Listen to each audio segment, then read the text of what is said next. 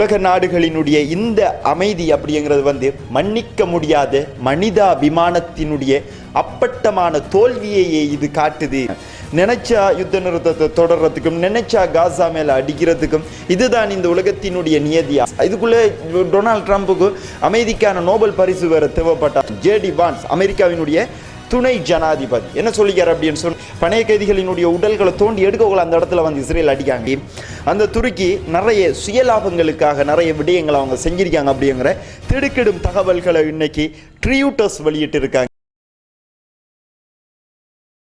இன்றைய நாளுக்குரிய காணொலியை பார்க்க வந்திருக்கிற அனைவரையும் பணிவன்புடன் வரவேற்கின்றேன். இஸ்ரேல் காசா யுத்தம் தொடர்ச்சியாக நடைபெற்று கொண்டு வந்திருந்துச்சு. அந்த அடிப்படையில் இன்னைக்கு ட்ரூஸ் டீல் இடம்பெற்று 19வது நாளில் இருக்கும். சீஸ்ஃபயர் அப்படிங்கிறது இருதரப்பு யுத்த நிறுத்தம் தானே. இஸ்ரேல் காசா யுத்த நிறுத்தத்தை பொறுத்த வரைக்கும் காசா அப்படிங்கிற ஒரு துண்டு நிலப்பரப்பை முழுவதுமாக ஏமாற்றி இருக்காங்க அப்படிங்கிறது இஸ்ரேலினுடைய கடந்த 16 மணி நேர தாக்குதல் இந்த உலகத்துக்கு எடுத்துக்காட்டியிருக்கு அப்படின்னு சொல்லலாம். அது சம்பந்தப்பட்ட முக்கியமான தகவல்கள் எல்லாத்தையும் எடுத்து இந்த வீடியோவில் நம்ம இன்க்ளூட் பண்ணியிருக்கோமாக. இந்த வீடியோ பார்க்கறதுக்கு முன்னாடி இது போன்ற தகவல்கள் எல்லாமே ஒரு 10 நிமிஷத்துக்குள்ள உங்கள் காலடிக்கு சேரும். நம்மளுடைய சேனலை சப்ஸ்கிரைப் பண்ணீங்க அப்படின்னு சொன்னால் அந்த அடிப்படையில் பார்த்தோம் அப்படின்னு சொன்னால் தெற்கு காசாவாக இருக்கலாம், மத்திய காசாவாக இருக்கலாம், வடக்கு காசாவாக இருக்கலாம், முழு காசா பிரதேசங்கள்லையுமே பாரிய அளவுள்ள தாக்குதலை இஸ்ரேலி ஆக்கிரமிப்பு ராணுவம் செஞ்சிருந்த போதிலேயும் இந்த தாக்குதலை இன்னைக்கு கிடைச்சிருக்கிற இறுதிக்கட்ட முடிவுகளின் அடிப்படையில் 104 பேர் கொல்லப்பட்டிருக்காங்க. 104 பேர் அப்படிங்கிறத விட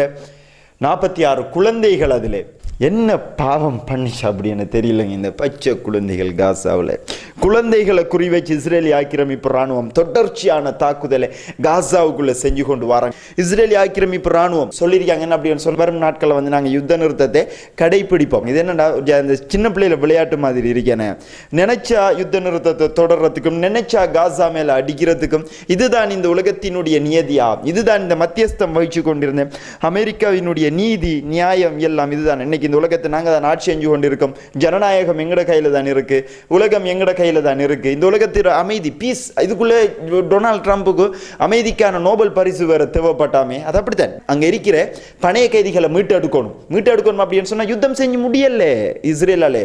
முடியல அப்படின்னு சொன்னா மொத்தமா தோத்துறானல் அப்படின்னு அர்த்தம். தோல்வியினுடைய உச்சத்தில் இருந்த இஸ்ரேலுக்கு கிடைச்ச மிக முக்கியமான ஆயுதமாக மீண்டும் மீண்டும் மீண்டும் அவர்கள் பயன்படுத்தின ஆயுதம் யுத்த நிறுத்தம். அந்த யுத்த நிறுத்தத்தை பயன்படுத்தி இப்ப காசா முழுவதும் இஸ்ரேலி ஆக்கிரமிப்பு ராணுவம் குண்டு தாக்குதல் செஞ்சு கொண்டு வராங்க. நம்ம டொனால்ட் ட்ரம்ப் இந்த யுத்த நிறுத்த மீறல் சம்பந்தமா என்ன சொல்லிக்கார் அப்படின்னு சொன்னா, ஹமாஸ் யுத்த நிறுத்தத்தை மீறினா இஸ்ரேல் அடிக்கணும், அடிக்கிறது தான் கட்டாயம். நாங்க அடிக்கப்படா எந்த ஒரு இடத்துலையுமே சொல்லல, இஸ்ரேல் அடிக்கும், நாங்க நினைக்கிற மாதிரி அடிப்போம், இப்படி பப்ளிக்கா சொல்லியிருக்காங்க.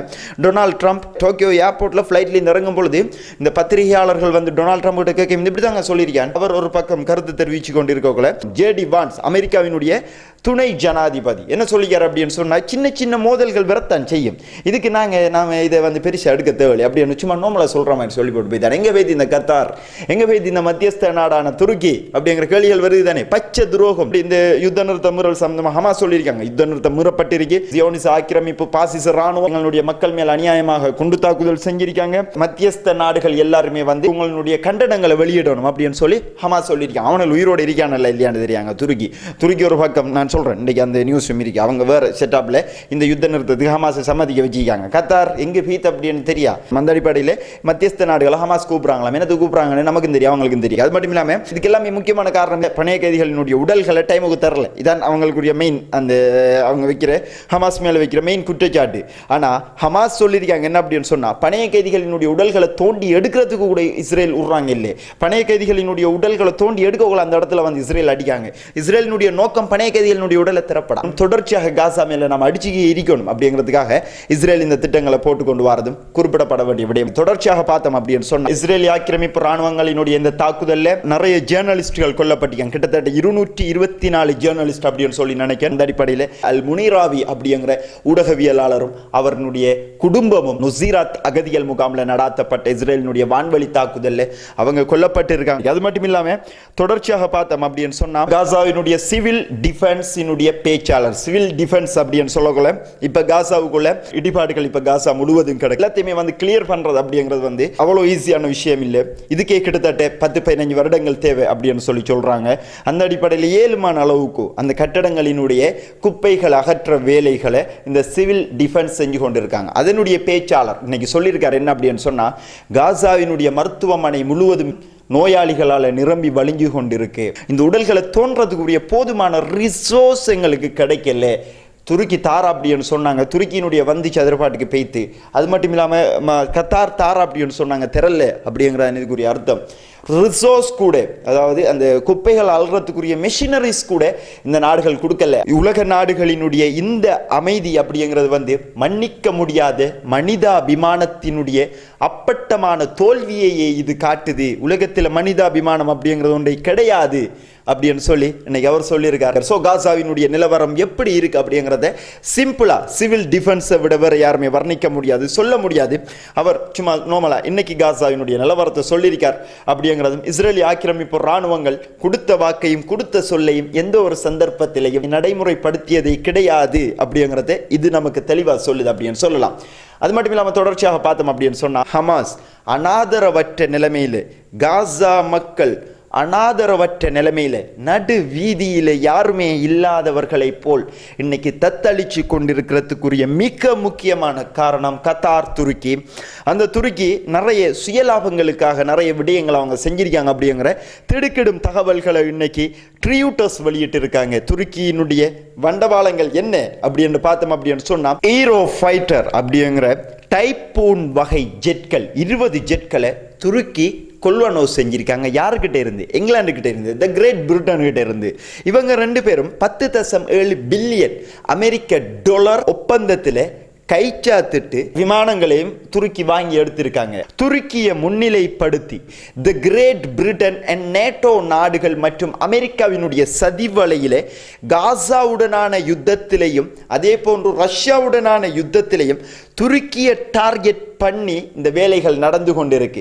துருக்கியை டார்கெட் பண்ணி ஹமாஸ் கிட்ட இருக்கிற பணைய கைதிகள் எடுத்தாச்சு. அதே துருக்கியை டார்கெட் பண்ணி துருக்கி ஊடாகவே நேட்டோ அடிக்க போகுது அப்படிங்கிற அடிப்படையில் ரஷ்யாவுக்கு அடிக்கிறதுக்குரிய வேலைகளை முழு நேட்டோவும் அமெரிக்காவும் இப்போ சேர்ந்து செஞ்சு கொண்டு வராங்க. அது மட்டும் இல்லாமல் கத்தார் மற்றும் ஓமான் நாடுகளில் இருந்து பாவித்த 24 ஜெட்களையும் துருக்கி எடுத்திருக்காங்க. அது மட்டும் இல்லாமல் மேலதிகமாக ரியூட்டர்ஸ் இன்னைக்கு முக்கியமான தகவல்களையும் வெளியிட்டிருக்காங்க. என்ன அப்படின்னு சொன்னால், பிரிம்ஸ்டோன் அப்படிங்கிற வான்வழி ஏவுகணை மற்றும் தரைவழி ஏவுகணைகளையும் இங்கிலாந்து கிட்ட இருந்து டர்க்கி வாங்கியிருக்காங்க. ஓகே, அடுத்து பார்த்தோம் அப்படின்னு சொன்னா, மத்திய கிழக்கில் இருக்கிற ஷைத்தான் அப்படின்னு சொல்லித்தான் நம்ம இவ்வளவு காலமாக கேள்விப்பட்டிருப்போம். ஆனால் இப்போ முழு நாடுகள்லையுமே வந்து, அதாவது ஐரோப்பா இருக்கலாம், எல்லா நாடுகளையும் பொதுவாக மனிதநேயத்தை நேசிக்கக்கூடிய எல்லாரும் சொல்ற விஷயம் என்ன அப்படின்னு சொன்னா, இந்த உலகத்தில் இப்போ ஒரு ஷைத்தான் நாடு இருக்கு அப்படின்னு சொன்னாது இஸ்ரேல் தான் அப்படின்னு சொல்லி எல்லாரும் சொல்லிக் கொடுங்க. அந்த அடிப்படையில் ஷைத்தான் வேலை என்ன?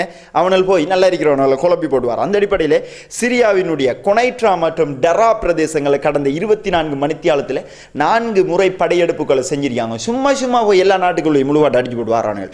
இதை கேள்வி கேட்கிறதுக்கு எந்த ஒரு நாட்டுக்கும் திராணி இல்லை, தெம்பு இல்லை. லெபனானுக்குள்ள சும்மா போறானுகள், கத்தாருக்குள்ள சும்மா போய் அடிக்கானுகள், சிரியாவுக்குள்ள சும்மா போய் அடிக்கானுகள். இந்த அடிப்படையில் SOHR அப்படிங்கிற சிரியாவினுடைய மனிதநேய அமைப்பு வந்து எச்சரிக்கை ஒன்று சிரியா கொடுத்திருக்காங்க. வரும் நாட்களில் இஸ்ரேல் ஆக்கிரமிப்பு ராணுவங்களினுடைய ட்ரோன் தாக்குதல் மற்றும் அவர்களினுடைய தரைவழி தாக்குதல் அப்படிங்கிற வந்து சிரியாவினுடைய பாதுகாப்புக்கு மிகவும் அச்சுறுத்தலாக இருக்கும் அப்படிங்கிற எச்சரிக்கையையும் அவங்க விட்டு இருக்கிறது. இதுக்குரிய முக்கியமான காரணம் மீண்டும் நான் சொல்றேன் என்ன அப்படிங்கறது போன வீடியோவில் நான் சொல்லியிருந்தேன். Iran, Syria, Lebanon. ஈரான்ல இருந்து ஆயுதங்கள் ஈராக் ஊடாக சிரியாவுக்கும், ஈரான்ல இருந்து ஆயுதங்கள் சிரியா ஊடாக லெபனானுக்கும் பரிமாற்றப்பட்டு கொண்டிருக்கிற இந்த பாதைகள் எது அப்படிங்கறத ஃபுல்லா இஸ்ரேல் இப்ப தேடிக்கொண்டிருக்காங்க. ஆயுதங்கள் பரிமாறப்படுற வழிகளினுடைய தேடுதல் நடவடிக்கைகள் ஒன்றாகும் இது கருதப்படுது அப்படின்னு சொல்லி சிரியாவினுடைய சில ஊடகங்களும் மேலதிக தகவல்களையும் அவங்க வழங்கியிருக்காங்க. அது மட்டும் இல்லாம தொடர்ச்சியாக பார்த்தோம் அப்படின்னு சொன்னா, ஜஹரான் மம்தானி பத்தி கட்டாயம் நாம பார்க்கணும். அந்த அடிப்படையில் 2023ஆம் ஆண்டு தீவிர இடதுசாரி கட்சிகளுக்கான ஜனநாயக சோசலிஸ்ட் மாநாடு 2023ஆம் ஆண்டு நடைபெற்றிருந்துச்சு. இந்த மாநாட்டில் ஜஹரான் மம்தானி என்ன கூறியிருக்கார் அப்படின்னு சொன்னா, NYPD அப்படின்னா நியூயார்க்கினுடைய போலீஸ் டிபார்ட்மெண்ட்டை வந்து கட்டுப்படுத்தி கொண்டிருக்கிறது IDF அப்படின்னு சொல்லி அவர் சொல்லியிருக்கார். அவர் சொன்ன தகவலே நேற்று தான் அவர் வெளியிட்டு இருக்கார். அதாவது சொஹ்ரான் மம்தானி சொல்றார் என்ன அப்படின்னு சொன்னா, IDF அப்படிங்கிறதுக்கும் அமெரிக்கன் போலீஸ் அப்படிங்கிறதும் வந்து ரெண்டுமே கூட்டு நடவடிக்கைகளை தான் தொடர்ச்சியாக செஞ்சு கொண்டிருக்காங்க. நியூயார்க் சிட்டி அப்படிங்கிறது உலகத்தில் மிக முக்கியமான ஒரு வணிக நிலையமாக நம்மளுடைய நகரம் இருந்து கொண்டிருக்கு. இந்த நகரத்தை இன்னொரு நாடு கட்டுப்படுத்தி கொண்டிருக்கிற சரியான விளக்கத்தை அவன் தான் சொல்லிக்கான். அமெரிக்கா இஸ்ரேல் கட்டுப்படுத்துது அது சரியா நமக்கு, ஆனால் இஸ்ரேல் அமெரிக்காவை கட்டுப்படுத்தி கொண்டிருக்கான் அப்படிங்கிறத மறுக்கவே முடியாது. அந்த அடிப்படையில் இஸ்ரேலினுடைய IDF வந்து அமெரிக்காவினுடைய நியூயார்க் நகரத்தினுடைய போலீஸையே வந்து கண்ட்ரோல் பண்ணி கொண்டிருக்காங்க.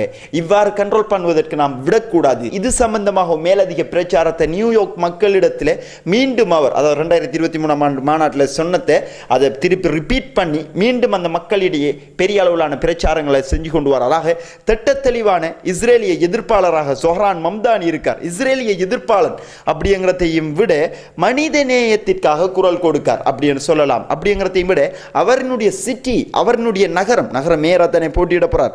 பொலிமார்க்கெட் கூட சொல்லி கிட்டத்தட்ட 96% சொஹ்ரான் மம்தானி வெற்றி பெற்று விட்டார். வருகின்ற நவம்பர் 4ஆம் தேதி நடைபெறவிருக்கின்ற தேர்தல் நான் செப்டம்பர் 4 அப்படின்னு சொல்லி போன வீடியோவில் சொல்லியிருந்தேன். அதை இதில் வந்து கரெக்ட் பண்ணிக்கொள்கிறேன்.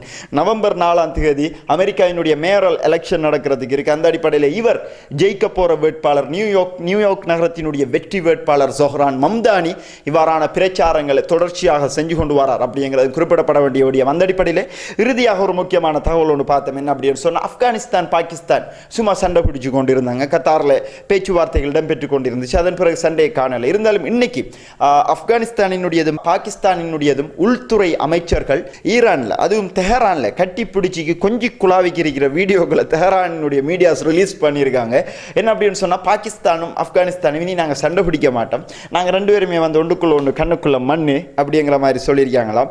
அது மட்டும் இல்லாமல் நாங்கள் வந்து இனி பேசி எல்லாத்தையும் வந்து தீர்த்துக்கொள்கிறோம். இவர்களினுடைய ஒற்றுமைக்கு மூல காரணமாக ஈரான் செயற்பட்டு கொண்டு வராங்க. பிராந்தியத்தில் முக்கியமான நாடுகளினுடைய ஒற்றுமைக்கான வழிகளை ஈரான் செஞ்சு கொண்டு வராங்க. அமெரிக்காவும் இஸ்ரேலும் பிரிச்சு வச்சிருக்கிற இந்த பிளவுகள் எல்லாத்தையும் உடைத்தெறிந்து கொண்டு ஏழுமான அளவுக்கு ஈரான் மத்திய கிழக்கில் இருக்கிற ஒற்றுமையை மேலும் வலுப்படுத்துகிற வேலைகளை ஈரான் செஞ்சு கொண்டு வராங்க. அப்படிங்கிறதுக்கு இது சிறந்த உதாரணமாகும் அப்படின்னு சொல்லலாம்.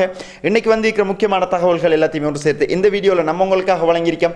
இந்த வீடியோ சம்பந்தப்பட்ட தகவல்களை கட்டாயம் கீழே கமெண்ட் பாக்ஸில் பதிவிடுங்கள் அப்படின்னு சொல்லிக்கொண்டு இன்னொரு வீடியோவில் சந்திப்போம். இதுவரைக்கும் உங்களுடைய முக்கியமான நேரங்களை ஒதுக்கி நம்மளுடைய வீடியோ பார்த்ததுக்கு மிக்க நன்றிகள். Thank you very much.